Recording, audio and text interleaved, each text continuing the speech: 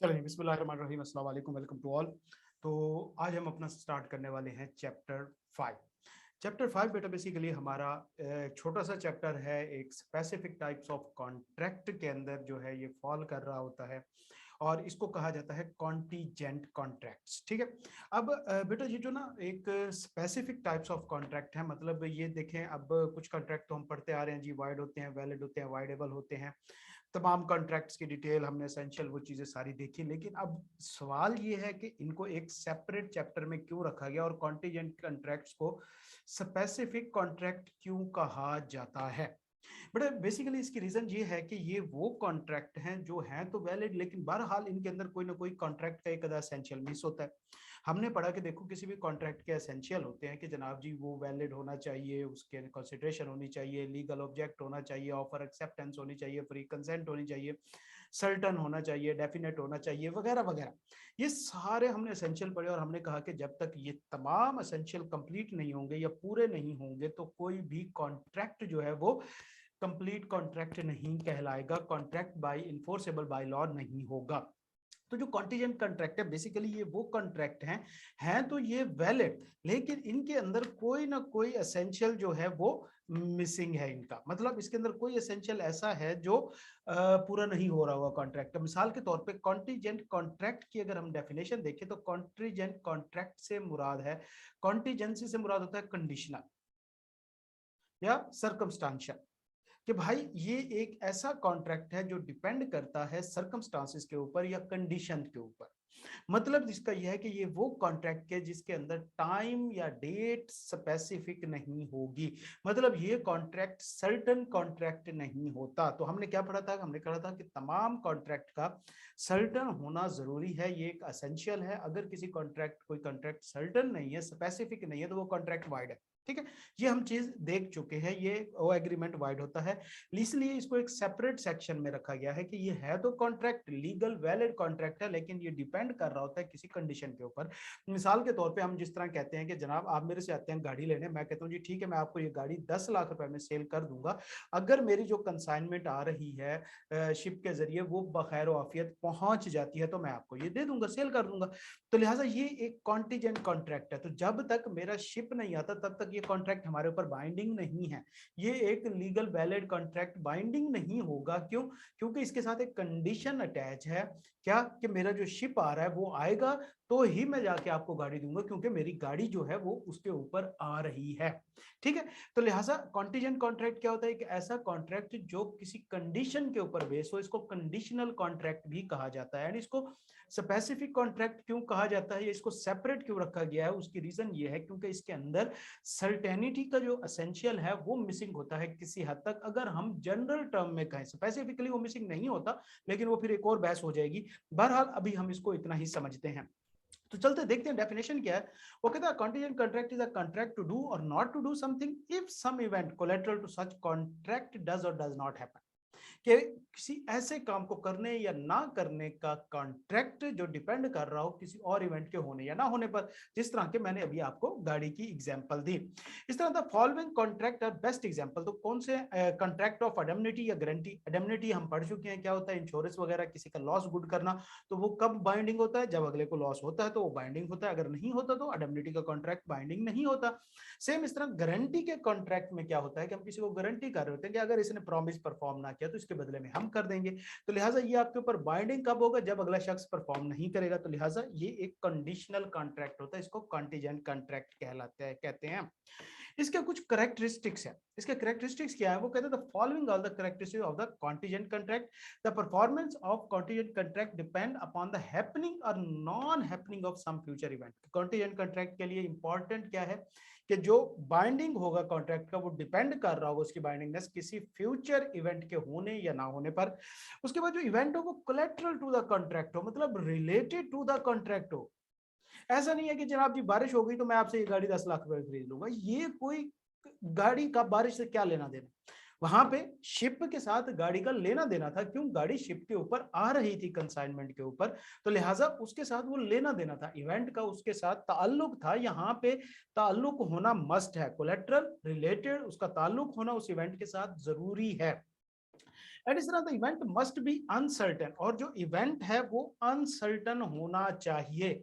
मतलब इसका क्या है कि भाई दोनों पार्टीज को इसके बारे में क्लियर ना हो, कंफर्म ना हो कि ये इवेंट होगा या नहीं होगा। मिसाल के तौर पे मेरी गाड़ी शिप के जरिए आ रही है, कंसाइनमेंट आ रही है, ये ना मुझे पता है ना आपको पता है और ना मेरे फरिश्तों को पता है इस चीज का कि ये गाड़ी खैर वाफियत से पहुंच जाएगी या रास्ते में शिप डूब जाए, ये तो अल्लाह की जात जानती है। तो लिहाजा हम दोनों पार्टीज अनसर्टन होनी चाहिए। अगर हम में से कोई एक पार्टी भी सर्टन होगी इसके ऊपर, तो लिहाजा वो फिर कॉन्टीजेंट कॉन्ट्रैक्ट नहीं होगा। लिहाजा अनसर्टन इवेंट होना चाहिए। तो लिहाजा 3 एसेंशियल है। Number 1 based on future event, number 2 collateral event होना चाहिए, एंड नंबर 3 अनसर्टन इवेंट होना चाहिए। किसी पार्टी को उसके बारे में इंश्योरिटी नहीं होनी चाहिए। अब अगर हम बात करें तो ये जो हम वेजरिंग एग्रीमेंट, वेजरिंग एग्रीमेंट क्या होता है? जुए वाला एग्रीमेंट हम पढ़ चुके हैं पिछले चैप्टर्स में कि जुए का जो एग्रीमेंट होता है बेसिकली वो क्या होता है, वो भी तो किसी काम के होने या ना होने के ऊपर बेस कर रहा होता है। कि हम क्या कह रहे होते हैं, जनाब जी अगर ये टीम जीत गई तो मैं तुम्हें 1000 रुपए दूंगा, अगर हार गई तो तुम मुझे 1000 रुपए दोगे। तो लिहाजा है तो ये भी कॉन्टीजेंट कॉन्ट्रैक्ट, क्यों? कंडीशनल है ना, एक कंडीशन के ऊपर बेस कर रहा है, कंसिडरेशन मूव कर रही है, बीच में सारा कुछ है। तो लिहाजा लेकिन ये एक इलीगल एग्रीमेंट होता है कॉन्टीजेंट, ये जो वेजरिंग एग्रीमेंट होता है ये इलीगल एग्रीमेंट होता है, जबकि कॉन्टीजेंट कॉन्ट्रैक्ट होता है ये लीगल कॉन्ट्रैक्ट होता है, वैलिड कॉन्ट्रैक्ट होता है। तो अब हम इनका डिफरेंस देखते हैं। सबसे पहले ये कॉन्टीजेंट कॉन्ट्रैक्ट एक वैलिड कॉन्ट्रैक्ट है, जबकि जो वेजरिंग एग्रीमेंट है ये एक इलीगल एंड वॉइड एग्रीमेंट है। अच्छा, जो कॉन्टीजेंट कॉन्ट्रैक्ट होता है उसमें पार्टीज का इंटरेस्ट रियल होता है उस इवेंट के अंदर। रियल इंटरेस्ट है भाई, हमारा एक एक्चुअल इंटरेस्ट है कि भाई वो गाड़ी पहुंचेगी, तो मेरा भी तो इंटरेस्ट है ना, अगर मेरी सेल होनी है, आपका भी इंटरेस्ट है, आपने परचेज करनी है। हमारा उस इवेंट के अंदर रियल इंटरेस्ट है, हमारे साथ वो रिलेटेड है। जबकि वेजरिंग में हमारा उस इवेंट के साथ कोई लेना देना नहीं है भाई। क्रिकेट का मैच है, हमने उसके ऊपर जुआ लगाया, मेरा इंटरेस्ट बेसिकली मेरे पैसे से, मेरा इवेंट के अंदर कोई ताल्लुक नहीं है। हमारा इंटरेस्ट जो है उस इवेंट के होने या ना होने पर कुछ नहीं होता, जस्ट सिवाय हमारी अमाउंट के। ठीक हो गया। लेकिन अगर हम कॉन्टीजेंट कॉन्ट्रैक्ट देखें तो वहां पे हमारे रियल इंटरेस्ट है कि मेरी गाड़ी पहुंचेगी तो मुझे लॉस से बचत होगी, मेरी गाड़ी पहुंचेगी, मैं सेल करूंगा, मैं प्रॉफिट अर्न करूंगा। सेम इस तरह आप गाड़ी लेने आए हुए तो आपकी गाड़ी आपको मिल जाएगी, आप चलाना चाहते हैं आप उसे चला पाएंगे, आप उसे आगे सेल करके प्रॉफिट कमाना चाहते हैं वो कर पाएंगे। तो लिहाजा हमारा एक जेन्युइन इंटरेस्ट मौजूद है। जबकि वेजरिंग में क्या होता है, जस्ट जीत या हार से हमारा मतलब होता है, इसके अलावा हमें किसी चीज से और कोई मतलब नहीं होता, और इवेंट के साथ तो हमारा कोई ताल्लुक ही नहीं होता ना। इसी तरह the future insecurity event is merely collateral. इसके अंदर जो अनसर्टन इवेंट होता है वो मेनली कलेक्ट्रल होता है, मतलब सिर्फ रिलेटेड होता है या उसका ताल्लुक होता है। इसके अलावा और तरीकाकार भी मौजूद हो सकते हैं जिससे वो कॉन्ट्रैक्ट परफॉर्म हो सकता है, या और भी तरीकाकार हो सकते हैं, इसके अंदर और भी कंडीशंस हो सकती हैं। जबकि जो वेजरिंग एग्रीमेंट है इसके अंदर जो इवेंट है वो सोल डिटरमेंट्स है। ठीक है, मतलब सिर्फ उसी इवेंट की बेस के ऊपर ही कॉन्ट्रैक्ट हो रहा है। मिसाल के तौर पे हम दोनों का आपस में कॉन्ट्रैक्ट हुआ, मैंने कहा कि देखो जनाब आप मेरे से गाड़ी लेने आए, मेरे पास एक गाड़ी शोरूम में खड़ी है, मैंने कहा कि यार ये मैं आपको नहीं देता, मेरा ये कंसाइनमेंट आ रही है, मैं आपको वो दे देता हूँ। तो वो कहता है कि अच्छा ठीक है, मैं कहता हूँ कि देखो अगर तो मेरी कंसाइनमेंट खैरियत से आ जाती है तो मैं आपको वो गाड़ी दे दूंगा, नहीं तो फिर आप मेरी ये वाली गाड़ी लेके जा सकते हो। तो लिहाजा उस इवेंट के हैपनिंग या नॉन हैपनिंग पे ये कॉन्ट्रैक्ट बाइंडिंग जरूर है, लेकिन वो इवेंट टोटली हमारे कॉन्ट्रैक्ट को प्रोटेक्ट नहीं कर रहा। मतलब अगर गाड़ी नहीं आती तो क्या हुआ भाई, हमारा तो मेरे पास एक गाड़ी खड़ी है, मैं वो आपको सेल कर दूंगा। तो लिहाजा क्या हुआ, इसमें जस्ट एक कलेक्ट्रल इवेंट था, जबकि वहां पे सिर्फ फैक्टर ही वही है, उसके जीतने हारने पे, अगर वो जीते हारते नहीं है, ड्रॉ हो जाता मैच, तो क्या मतलब, खत्म, कोई सीन नहीं बनेगा। लिहाजा वो सिर्फ सोल फैक्टर होता है वहां पे। इस तरह रेसिप्रोकल प्रोमिसेस होते हैं कॉन्टीजेंट कॉन्ट्रैक्ट में। रेसिप्रोकल प्रोमिसेस होते हैं कि मैं आपको गाड़ी, रेसिप्रोकल का मतलब होता है अदला बदला, जो हम एक दूसरे के बदले परफॉर्म कर रहे थे, मैं गाड़ी दे रहा हूं आप मुझे पैसे दे रहे हो, तो लिहाजा कॉन्सिडरेशन मूव हो रही होती है। जबकि वेजरिंग एग्रीमेंट में जरूरी नहीं है कि रेसिप्रोकल प्रॉमिस, हो सकता है कि सिर्फ आप ही दें, अगर जीत गए तो आप ले लेंगे, ना जीते तो आप कुछ भी नहीं देंगे। ऐसा भी तो हो सकता है वन वे एग्रीमेंट हो, जिस तरह हम शर्तें लगाते हैं, जी हो गया तो मैं आपको दूंगा, बदले में आप कुछ दे ना दे। तो लिहाजा जरूरी नहीं कि कोई रेसिप्रोकल प्रॉमिस मौजूद हो। तो रेसिप्रोकल प्रॉमिस क्या होता है, ये नीचे डेफिनेशन है, जो एक दूसरे के लिए कंसीडरेशन बनते हैं, जो हम एक दूसरे को दे रहे होते हैं। तो वे कॉन्टीजेंट कॉन्ट्रैक्ट में मस्ट रेसिप्रोकल प्रॉमिसेस होंगे, जबकि वेजरिंग एग्रीमेंट में हो सकते हैं या नहीं हो सकते। तो लिहाजा ये एक इंपॉर्टेंट टॉपिक है, वेजरिंग एग्रीमेंट का difference between contingent and wagering agreement. Contingent contract के एसेंशियल क्या है? सबसे पहले वही फ्यूचर इवेंट के हैपनिंग या ना होने पर इवेंट अनसर्टेन होना चाहिए एंड इवेंट जो है वो कोलेटरल होना चाहिए। जो हम ऊपर कैरेक्टरिस्टिक्स पढ़ के आए हैं वही इसके एसेंशियल हैं। अब कुछ रूल्स हैं इसके। इन्फोर्समेंट ऑफ कॉन्टीजेंट कॉन्ट्रैक्ट, ये कॉन्टीजेंट कॉन्ट्रैक्ट किस वक्त बाइंडिंग हो जाएगा, ठीक है, मतलब किस वक्त एक कॉन्ट्रैक्ट बाइंडिंग हो जाएगा। मिसाल के तौर पे वो कहता है कि contingent on happening of uncertain future event, कि हमने एक कॉन्ट्रैक्ट किया जो डिपेंड कर रहा है किसी अनसर्टेन फ्यूचर इवेंट के ऊपर, टाइम फिक्स है या नहीं है। मतलब हम कहते हैं जी अगले 1 महीने में ये काम हो गया तो मैं आपको दूंगा, नहीं तो फिर नहीं दूंगा। हो सकता है वो काम 1 महीने के बाद हो। मैं जिस तरह आपको कहता हूँ जी मेरी अगले 10 दिन के अंदर कंसाइनमेंट आ गई तो मैं आपको ये गाड़ी वहां से सेल कर दूंगा, नहीं तो नहीं दूंगा। अब क्या है कि यहाँ पे टाइम हमारा फिक्स है कि उस इवेंट ने एक टाइम के अंदर हैपन होना है, तो टाइम फिक्स्ड हो यस। अगर टाइम फिक्स नहीं है, मैं कोई इस तरह कंडीशन लगा तो मैं कहता हूँ जी मेरी अगर कंसाइनमेंट आ गई तो मैं आपको गाड़ी दे दूंगा।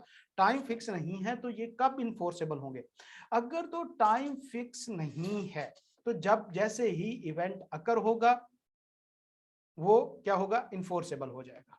मतलब जैसे ही इवेंट अकर हुआ मतलब मेरी कंसाइनमेंट आ गई, टाइम फिक्स नहीं था मैंने। अब यहाँ पे एग्जांपल को सामने रखना है, ये एग्जांपल को आपने सामने रखना है, इसको समझना है इस एग्जांपल को। कि मैंने कहा कि मेरी शिप अगर आ गई तो मैं ये कार सेल कर दूंगा, ठीक है। टाइम फिक्स नहीं है, फिक्स्ड नहीं है टाइम हमारा, तो लिहाजा ये मेरे ऊपर बाइंडिंग कब होगा, जैसे ही मेरी शिप आएगी मेरे ऊपर ये बाइंडिंग हो जाएगा। लेकिन ये कॉन्ट्रैक्ट डिस्चार्ज कब होगा मेरे से, कब ये वाइड हो जाएगा, अगर मेरा शिप नहीं पहुंचता, मतलब एक इवेंट इंपॉसिबल हो जाता है। मिसाल के तौर पे मुझे पता चलता है जी मेरा शिप समंदर में डूब गया है, गाड़ियां खराब बर्बाद हो गई, डूब गई, तो जिस वक्त वो डूबेगा ये कॉन्ट्रैक्ट वाइड हो जाएगा, इम्पॉसिबल हो गया, क्योंकि वो अब मेरा शिप नहीं आ सकता। लेकिन अगर टाइम फिक्स था, टाइम फिक्स था कि मैंने कहा कि जी अगले 10 दिन के अंदर अंदर अगर मेरा शिप आ गया तो मैं आपको गाड़ी बेचूंगा, तो ये इन्फोर्सेबल कब होगा, अगर उस फिक्स टाइम के अंदर इवेंट हो जाता है। लेकिन वाइड कब हो जाएगा, जैसे ही वो फिक्स टाइम गुजरेगा कॉन्ट्रैक्ट वाइड हो जाएगा। चाहे फिक्स टाइम के बाद इवेंट हैपन हो गया, मतलब मेरी शिप आई 12 दिन 15 दिन बाद आई, लेकिन अब मैं बाउंड नहीं हूंगा उस कॉन्ट्रैक्ट को परफॉर्म करने के लिए, तो लिहाजा जैसे ही वो टाइम निकलेगा हमारा काम खत्म हो जाएगा। इसी तरह अगर हमारा केस जो है वो non happening of uncertain future event है, मिसाल के तौर पे आप मुझे कहते हो जनाब ये गाड़ी है आप मुझे ये बेच दो, मैं कहता हूं कि देखो ये गाड़ी मेरे भाई ने कहा हुआ है कि उसने किसी को सेल करनी है, अगर वो गाड़ी सेल नहीं करता तो मैं आपको सेल कर दूंगा।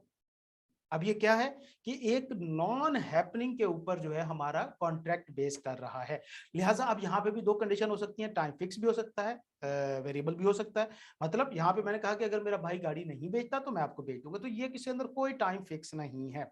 लेकिन अगर टाइम फिक्स है तो मैं कहता हूँ कि अगले 10 दिन के अंदर अगर मेरे भाई ने गाड़ी किसी को ना बेची तो फिर मैं आपको सेल कर दूंगा, तो यहाँ पे फिक्स है। तो सेम रूल कि अगर टाइम फिक्स नहीं है तो जैसे ही वो इवेंट इम्पॉसिबल हो जाएगा कॉन्ट्रैक्ट वैलिड हो जाएगा। इवेंट इम्पॉसिबल क्या हुआ, आपके भाई ने गाड़ी नहीं बेची, आपके भाई ने आपको बताया कि वो गाड़ी नहीं बेच रहा, तो अब क्या होगा, आपके ऊपर बाइंडिंग हो जाएगा कि आप उस कॉन्ट्रैक्ट को परफॉर्म करें। लेकिन अगर वो इवेंट हैपन हो जाता है, मतलब भाई गाड़ी बेच देता है, तो ये कॉन्ट्रैक्ट वाइड हो जाएगा, अब मैं आपको सेल करने के लिए पाबंद नहीं हूं। ठीक हो गया, इसको एग्जाम्पल के साथ जो है वो बिल्कुल क्लियर रखिएगा। लेकिन अगर नॉन हैपनिंग ऑफ इवेंट में टाइम फिक्स है, तो अगर वो टाइम एक्सपायर हो जाता है, इफ टाइम एक्सपायर्स, मैंने कहा कि अगर भाई मेरे ने 10 दिन के अंदर गाड़ी ना बेची तो मैं तुम्हें सेल कर दूंगा, तो जैसे ही वो 10 दिन खत्म हो गए मैं आपको गाड़ी बेचने के पाबंद हो जाऊंगा। लेकिन अगर इवेंट क्या कहते हैं 10 दिन के अंदर भाई गाड़ी बेच देता है, 10 दिन के अंदर बेच देता है, तो फिर क्या होगा, ये कॉन्ट्रैक्ट वाइड हो जाएगा। ठीक हो गया, तो लिहाजा ये दो जनरल रूल हैं, और आपको ये अगर दो जनरल रूल याद हैं तो पूरा कॉन्टीजेंट कॉन्ट्रैक्ट का टॉपिक आपको उंगलियों के ऊपर याद रहेगा इंशाल्लाह। अगर किसी इवेंट फ्यूचर इवेंट के ऊपर हमने कोई कॉन्ट्रैक्ट बेस किया, अब हमें कैसे पता चलेगा कि वो इम्पॉसिबल हो गया परफॉर्म करना। मिसाल के तौर पे जिस तरह मैंने कहा कि देखो गाड़ी शिप जो है वो आता है, मैं आपको गाड़ी सेल करता हूँ, तो ये अब इम्पॉसिबल कब होगा गाड़ी शिप का आना, या शिप तबाह हो गया, या हमारी डील कैंसिल हो गई, वो शिप वापस चला गया। तो कोई भी इस तरह का सर्कमस्टांसेस हो सकता है जिससे हमें पता चल जाएगा कि अब परफॉर्मेंस ऑफ कॉन्ट्रैक्ट जो है वो इम्पॉसिबल हो गई है। तो लिहाजा if the future event on which a contract is contingent is the way in which a person will act at an unspecified time, the event shall be considered to become impossible when such person does the anything which render it impossible. मिसाल के तौर पे, जी भाई मैंने कहा कि देखो मेरे भाई ने अगर ये गाड़ी ना बेची तो मैं आपको बेच दूंगा, और भाई मेरा क्या करता है, एक ऐसा एक्ट करता है जिससे मेरा काम इम्पॉसिबल हो जाता है। क्या करता है वो गाड़ी बेच देता है, मेरे लिए इम्पॉसिबल है कि मैं वो गाड़ी आपको बेचूं। तो लिहाजा कब होगा फ्यूचर इम्पॉसिबल एक्ट, जब आपको श्योर हो जाए या अगला बंदा कोई ऐसा एक्ट कर दे कि अब आपको श्योर हो जाए कि ये कॉन्ट्रैक्ट परफॉर्म करना इम्पॉसिबल है, तो तब समझा जाएगा कि वो कॉन्ट्रैक्ट इम्पॉसिबल हो गया। तो लिहाजा ये कॉन्टीजेंट कॉन्ट्रैक्ट का चैप्टर था, छोटा सा चैप्टर है हमारा। चैप्टर 6 भी बिल्कुल छोटा सा ही है, 7 भी छोटा सा ही है परफॉर्मेंस ऑफ कॉन्ट्रैक्ट का। तो अब ये छोटे छोटे से चैप्टर हैं, इनको हम एक एक दिन में इंशाल्लाह खत्म कर देंगे, ठीक हो गया। तो लिहाजा चैप्टर 5 कॉन्टीजेंट कॉन्ट्रैक्ट, दो चीजें important, definition, essential, differences and ये वाला सबसे इंपॉर्टेंट रूल जो है रिगार्डिंग कंटीजेंट कॉन्ट्रैक्ट, ये सबसे इंपॉर्टेंट है। इसको आपने मेरी एग्जांपल को सामने रख के आपने इसको रीड करना है, या आप अपने एग्जांपल खुद डिवाइस कर सकते हैं और उसके मुताबिक आपने इसको रीड करना है, तो इंशाल्लाह बिल्कुल क्लियर हो जाएगा आपको। ठीक है बच्चे, तो ये आज का हमारा लेक्चर था। कोई क्वेश्चन?